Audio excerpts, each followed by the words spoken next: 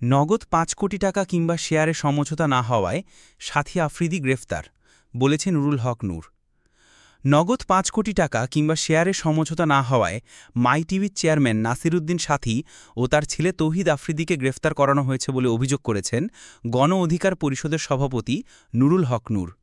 সোমবার ২৫ আগস্ট নিজের ফেসবুক আইডিতে দেওয়া এক পোস্টে এ অভিযোগ করেন তিনি।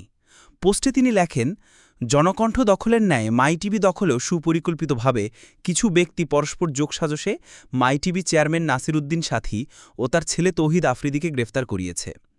এতদিন তারা নগদ ৫ কোটি কিংবা শেয়ার লেখে নেওয়ার দেন দরবার করেছে, সমঝোতায় মিলেনি। তাই ডিজিটাল ও ফিজিক্যাল মবের মাধ্যমে প্রশাসনের উপর চাপ সৃষ্টি করে তৌহিদ আফ্রিদি ও তার বাবাকে গ্রেফতার করিয়েছে। তিনি লেখেন, এই যে তৌহিদ আফ্রিদি ও তার বাবাকে যাত্রাবাড়ি থানার ছাত্রহত্যা মামলায় আসামি করে ১ বছর পর গ্রেফতার করানো হয়েছে। মামলার বাদী কি জানে এই মামলায় কাকে কাকে আসামি করা হয়েছে? তৌহিদ আফ্রিদি কিংবা তার বাবা ছাত্রহত্যা করেছে এই মামলা প্রমাণ করতে পারবে? তাহলে কেন এই নাটক?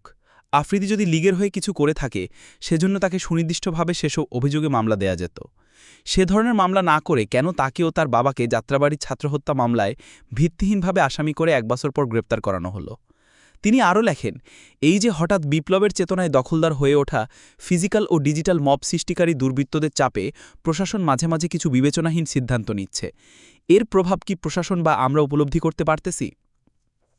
স্বাভাবিকভাবেই সরাসরি রাজনৈতিক দলের সাথে সম্পৃক্ত না থাকার ফলে এ দুজনের গ্রেফতার দেশি বিদেশি মানবাধিকার সংগঠন সহ অনেক ক্ষেত্রে রেফারেন্স হবে যে এভাবে যারা ঘটনার সাথে সংশ্লিষ্ট নয়, গণমাধ্যমের মালিক, ব্যবসায়ী বা সেলিব্রিটিরাও মবের শিকার হচ্ছে, তাদেরকেও ঢালাওভাবে আসামি করে প্রশাসন অন্যায়ভাবে গ্রেফতার, হয়রানি, মামলা বাণিজ্য ও মানবাধিকার লঙ্ঘন করেছে।